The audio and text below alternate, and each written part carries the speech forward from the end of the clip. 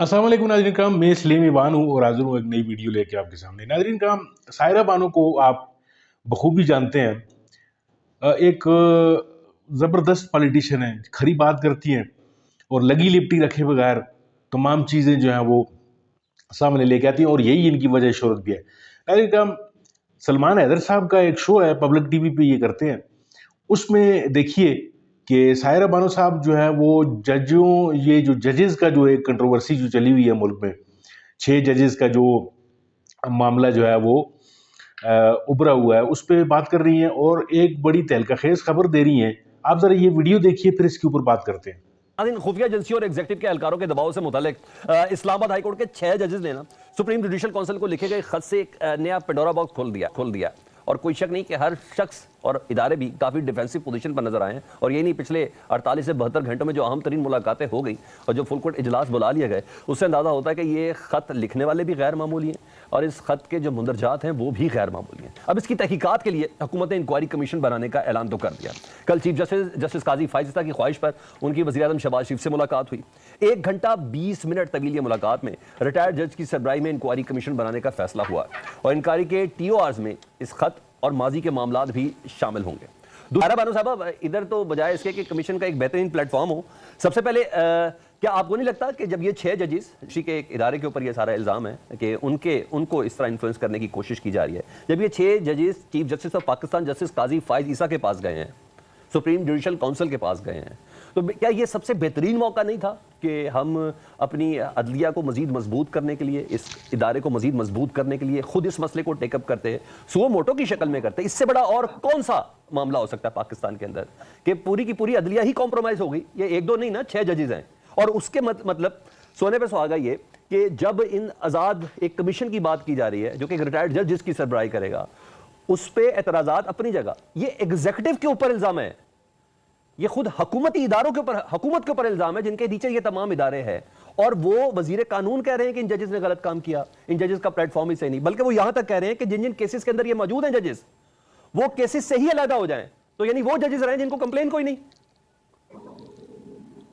अस्सलाम वालेकुम। माशाल्लाह से आपके सारे सवालों के अंदर ही आपके जवाब हैं। सबसे पहले आपने कहा कि ये तो मसला खुद ही काजी फायज़ ईसा साहब को टेकअप करना चाहिए था कि वो करते, और उसके बाद जो भी आपने बिल्कुल सही बोला कि इल्जाम जिनके ऊपर है वो कमेटी बनाना चाह रहे हैं, और वो भी रिटायर्ड जज की सरबराही में। यहाँ पर हाजिर सर्विस जज कॉम्प्रोमाइज हो गए, उनके ऊपर दबाव था, वो उस दबाव के अंदर आ गए, और ये हाजिर वो रिटायर्ड जज और बीच में आई डोंट नो और कमेटी के कौन से मेंबरान होंगे। हमें तो भाई इस सारी चीज की शफाफियत पर यकीन नहीं है। दूसरा, बैरिस्टर साहब ने कहा, आमिर साहब ने, कि ये कोई नई बात नहीं है। मैं एक इनकी बात से सहमत हूँ कि हाँ वाकई ये नई बात कहाँ है। अगर आप अभी यहाँ पर क्या कहते हैं, जुल्फकार शहीद उनका केस आप निकालें तो 44 साल बाद कहा गया है कि ये अदालती कत्ल है, और सही इन्होंने कहा कि मौलवी तमीजुद्दीन से लेके और वो जस्टिस साहब, क्या उनका तारीख में नाम है, मुनीर साहब, कि उन्होंने जिस वक्त नजरिया जरूरत के तहत मिट्टी पाव करके काम किया था, ये तब से शुरू हुआ था। मुझे ये पता है, कहीं मैं बैठी हुई थी तो बात हुई थी कि किसी जमाने में जस्टिस कियानी ने, कि उस वक्त एक लेटर तमाम जजेस के पास गया था, उसका पूरा मतन जो ये था कि जो भी आता है आप उनकी इज्जत करो, लेकिन अगर वो आप पर दबाव डालते हैं तो लफ्ज था किक देम आउट, सही, कि अपने ऑफिस से किक देम आउट। तो ये देखें, ये तो सारा कुछ होता है, और मैं कहती हूँ इसकी साफ शफाफ तहकीकात होनी चाहिए और काजी फायज़ ईसा साहब को ही करनी चाहिए, क्योंकि उनकी अदलिया, और आपने सही बोला कि इल्जाम तो एग्जीक्यूटिव पर है, वो कैसे इस कमेटी की साफ शफाफ मतलब कमेटी का वो कर सकते हैं और तहकीकात हो सकती है। और दूसरा, आपने फिर ये जो सवाल किए थे, अभी तो मैं आपको बता दूं, आप तो ये सिर्फ 6 हैं, लाहौर हाई कोर्ट के 12 जजेस भी तैयार हैं, वो वहां से भी कुछ ना कुछ आने वाला है। और ये मैं कहती हूँ कि वंस फॉर ऑल इसका खात्मा होना चाहिए। ये सियासतदानों के पास आखिरी मौका है मुदाखलत खत्म करने का, कि जब ये मुदाखलत और इस तरह के फैसले आएंगे तो फिर उन फैसलों पे कौन यकीन करेगा। हमें यह भी बताया जाए कि रात को 12 बजे अदालत किसके कहने पे खुली। बिल्कुल। और तारड़ साहब आज जो बात कर रहे हैं, तारड़ साहब ने तो बरमला बोला कि उन्होंने बाजवा साहब के कहने पे वोट दिया था, ठीक है, ये जो वो कुछ बार के जो इलेक्शन हुए थे, ठीक है, तो ये सारी चीजें, और जो आज धमकियां भी वही बाजवा साहब देते हैं ना इनको, आजकल मसला भी यही है। मगर मैंने बेसिकली आमिर साहब से सवाल करना है, मगर ब्रेक में जाने से पहले मैं जरा ये आपसे पहले एक सवाल कर लूं। आमिर साहब, देखा कोई अचंभे की बात नहीं है, 44 साल बाद इतना सिर्फ इंसान मिला जुल्फकार अली भुट्टो साहब कि उनको अपने दिफा का वो हक नहीं मिल सका, उनके केस की प्रोसीडिंग उस मेयार के हिसाब से नहीं चल सकी। हालांकि एक रिटायर्ड जज के टीवी इंटरव्यू के ऊपर ये बाकायदा तौर पर एक अदद केस को दोबारा ओपन किया गया था नसीम हसन शाह साहब के। आज हाजिर सर्विस 6 जजेस हैं जो खुद मौजूद है सर्विस पर, वो खत लिख रहे हैं और ये कह रहे हैं चंबे की बात नहीं। जी सारे साहबा, वो तारीख के हिसाब से बात कर रहे हैं कि जो तारीख में हमारे होता आया है। भाई आप मुझे बताइए कि जिस वक्त किसी ने दबाव डाला था, आप केस से अलग हो जाते, आप केस से अलग हो जाते। और बस इसमें बहुत सारी बातें हैं। मैं कह रही हूँ कि मैं आपको इसका जवाब, आप नेक्स्ट क्वेश्चन करेंगे, मैं आपको जवाब दूंगी। लेकिन ये आखिरी मौका है सियासतदानों के लिए ये मुदाखलत खत्म करने का, वरना यही होता रहेगा। लेकिन हुकूमत का ये काम नहीं था, घसियानी बिल्ली खंबा नोचे वाला इन्होंने काम किया ठीक कि आप किस लिए कूद पड़े। ये जुडिशरी का मामला था, वो वहीं पर हल होता, और जिसका नाम उन्होंने लिया था, जिस इदारे के सरबराह का, आप उसको बुलाते और आप उनसे जवाब मांगते। कौन सी एजेंसीज हैं, आप जैसे भी अवैध साहब ने कहा दंदनाते फिर रही हैं, हमारी जिंदगी आजाद की हुई है इन लोगों ने। कोई आप जिसका देख लें, आप जिसका आप कर लें। अभी तो और बहुत लोग आएंगे कि और लोगों को कैसे ब्लैकमेल किया। तो ब्लैकमेल का मतलब है, ये अभी कह रहे थे कि ये जजेस ऐसे करते हैं, तो इसका मतलब है कि अगर कोई पैसे से ब्लैकमेल नहीं हो रहा तो उसकी कोई कमजोरी होती है ना। इसका मतलब है कि वो पैसे से ब्लैकमेल नहीं हुए। मैं वो कोई तहकीकात का भी कोई होता है ना, या तो ये 6 जजेस कॉम्प्रोमाइज का इल्जाम लगा रहे हैं। सारा बारो साहब, मैंने बिल्कुल दूसरे टॉपिक पे भी आना है। आज जो इतना जबरदस्त काम हुआ है, सीसीआई का मेंबरशिप का जो ऐलान हुआ है, लेकिन उससे पहले आप बताएं कि जो इल्जामात लग रहे हैं और क्या इसका कोई सद्देबाब होगा कि आप मायूस हैं कि बस चंद दिन हम डिस्कस करेंगे, इसके बाद ये मामला ठंडा पड़ जाएगा? तो जो हालात 73 साल से देखते हुए आ रहे हैं और जो सुनते हुए आ रहे हैं, उससे तो हम मायूसी के, वो कहते हैं ना, घटाटोप अंधेरों में खोए हुए। जिस तरीके से, मतलब इसमें सब सियासतदानों की ही गलतियां, सियासतदानों की भी क्या गलतियां कि वो कह रहे हैं कि वो सही अताई सियासतदान है, जही सही वो आप ब्यारी भी नहीं हुई। वो क्या कहते हैं, एब्डो का कानून आया और उसके बाद से वो कहते हैं ना कि बस ऐसे ही बनना शुरू हो गए कि ना वो बाकी चीजें। तो बस बैठ के फिर कहीं ना कहीं हर किसी का हाथ इस अमल में है जहां अब हम पहुंचे हैं कि वो कहते हैं ना कि गुमा होता है कोहलू और बैल के चक्कर का। अमीर कारवां हमें वहीं पे लाते हैं जो नजारा था आखिरी मंजर का। तो वो यही है सारा कुछ। और मैं तो बिल्कुल भी नहीं ये सब कुछ ऐसे दब जाएगा जिस तरीके से हुकूमत कूद पड़ी है। और वो कहते हैं ना कि बाज दफा होता है ऐसे। अच्छा, इस केस में अमीर कारवां कौन है पाकिस्तान में, आप क्या समझती हैं? सलमान हैदर साहब, मेरे से भी किचन में कुछ चीज टूट जाती है तो सबसे ज्यादा शोर मैं ही मचाती हूँ। अच्छा, ये किसने किया?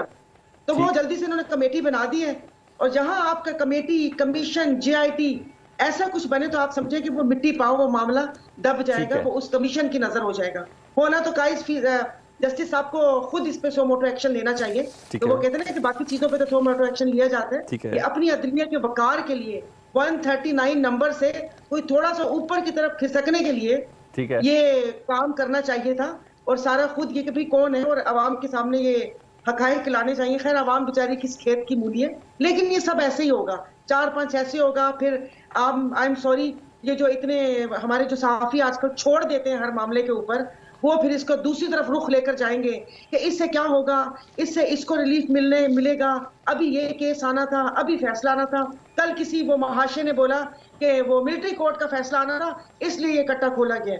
अरे भाई, मिलिट्री केस है क्या? पहले मुझे तो समझा दें, मैं भी जरा आवाम को समझाऊं। आधे तो माफिया मांग के गंगा नहा लिए, 3-4 बेचारे पतली गर्दनों वाले फंसे हुए। कौन सा मिलिट्री केस या क्या, कौन सा जो यहाँ पर बैठे हुए। आज जो सिंध में हुआ, ये जो अभी बैरिस्टर साहब भी काफी, मतलब जिस तरह आपने का बात कर रहे हैं, वो जो शर साहब थे जो आसिफा के ऑपोजिट थे, वो उनके कागजात पहले तो इलेक्शन में सही थे, आज वो मुस्तरद हो गए। उनके बेटे को वहां से आते हुए वो रास्ते में से गायब हो गया।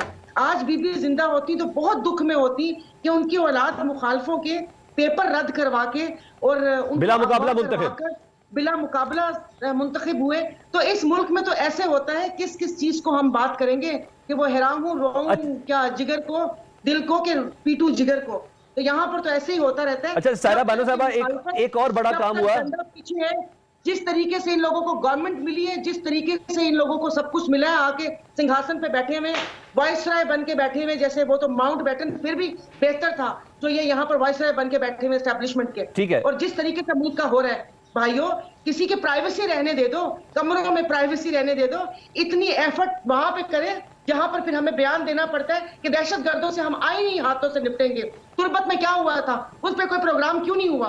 क्यों नौजवान हमारे बच्चे 70-70, 80-80 हजार रुपए के लिए शहीद होते हैं और आप उनको सर कैसे फैसला होगा जब मास्टर बेडरूम में कैमरे लगे होंगे तो फिर कैसे होगा? मुझे आगे बढ़ना है ना, आपसे एक और सवाल करना है, मुश्तरका वफादात कौंसिल का क्या करना है जी? मैंने खैर सवाल तो पीपल्स पार्टी से था, उनके इत्तेहादी है, ये बताएं कि वजीर खजाना गायब है इसमें से और वजीर खारजा इन है इसमें। खजाना गायब है, वो खुदा जाने मोहसिन नकवी साहब की कौन सी अदा भाग गई है कि यहाँ पर 5 चीनी हमारे यहाँ पर आके वो उन्होंने सी पैक भी सब बंद करके गए। वो आईसीसी की में अगले बैच के लिए बात कर रहे थे। तो डार साहब है, उनको यही नहीं पता कि वो कहाँ पर है, कभी वो खारजी मामला देख रहे हैं, कभी फाइनेंस देख रहे हैं आप। तो जब यहाँ पर मोहब्बतों वाली बातें होंगी और जिद बजिद होगी कि मैं सेक्रेटरी कौन सा लगाऊंगा, मैं ये लगाऊंगा या वो लगाऊंगा, यहाँ पर मामलात ऐसे ही होंगे। आप ऐसे क्यों देख रहे हैं कि मुल्क के मामलात को सीधे चलेंगे? जिन्होंने चलाने मुल्क के मामलात वो ही चला रहे हैं। ये इनको एक डमी करके बिठाया हुआ है, नौकरी कर रहे हैं वो, तो नौकर की तो नखरा की। आपने वीडियो बुलाया फरमाई, वीडियो में जैसे कि वो फरमा रही है कि ये जजेस का जो मामला है इसको टैकल करने के लिए सुप्रीम कोर्ट को चाहिए था कि जस्टिस काजी फायज ईसा साहब जो हैं वो जुर्रत का मुजाहरा करते और अपनी ही ज़ेर निगरानी एक कमीशन बनाते कि जो सुप्रीम कोर्ट का, या सू मोटो भी ले सकते थे, वो इख्तियार भी था उनके पास।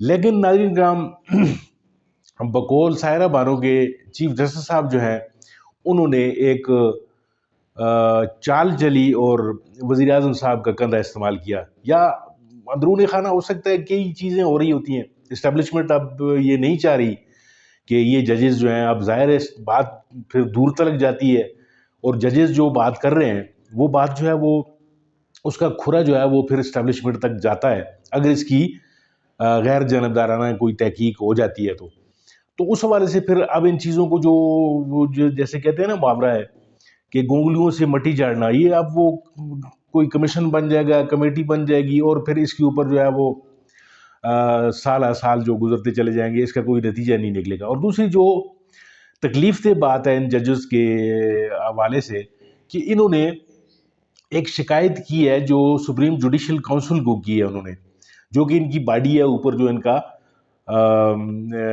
एक इदारा है, उस इदारे के पास इख्तियारात भी हैं, वो इनकी बात जो है वो सुन के उस पर कोई तहकीकात भी कर सकता है। अब जो काजी फायज़ साहब ने जो यहाँ पे एक जो काम किया है वो ये किया है कि वो अपनी जान उन्हें छुड़ा के वो हुकूमत के हवाले कर दिया उन्होंने कमेटी कि अब हुकूमत जो है आपको पता है किसकी है। अब वज़ीर-ए-आज़म साहब जो हैं वो तो नाम के वज़ीर-ए-आज़म हैं, अब पीछे तो डोरें जो हैं वो इस्टेब्लिशमेंट के पास हैं। तो अब इस्टेब्लिशमेंट जो है वो कैसे चाहेगी कि वो इस्टेब्लिशमेंट अपने आप को सज़ा दे? ये हो नहीं सकता। और ये जजेस जो 6 जजेस जिन्होंने एक बहुत जुर्रत का मुजाहरा करके अपने ऊपर होने वाले जो मामलात हैं उसको तश्त-ए-ज़माम किया और कैसे उनके बेडरूम्स तक जो है वो उनकी ISI की रसाई थी या एजेंसियों की रसाई थी, उन्होंने वहाँ पे भी कैमरे लगाए हुए थे। तो अब कौन सी एजेंसी नाज़रीन काम चाहेगी कि वो अपने खिलाफ जो है वो इंक्वायरी करे? और वज़ीर-ए-आज़म का तो आपको पता है कि एक कठपुतली वज़ीर-ए-आज़म है, इसको जो कहा जाएगा ये उस तरह करेगा। तो इसी सेंस में जो है वो सायरा बानो साहब फरमा रही थी कि ये जो है वो जैसे ये वही बात होगी कि जैसे कोई वारदात करने वाला जो है वो खुद अपनी निगरानी में जो है वो एक कमेटी बनाए और फिर अपने आप को इंसाफ दिला दे। तो नाज़रीन का ये सूरत हाल है मुल्क में। आपका बहुत बहुत शुक्रिया वीडियो देखने के लिए। अगर आपको मेरी वीडियो पसंद आई हो तो इसे लाइक ज़रूर कीजिएगा और मेरे चैनल को सब्सक्राइब कीजिएगा। आपका बहुत बहुत शुक्रिया। मिलते हैं आपके साथ एक और वीडियो में एक और मौजू के साथ। तब तक के लिए अल्लाह हाफ़िज़।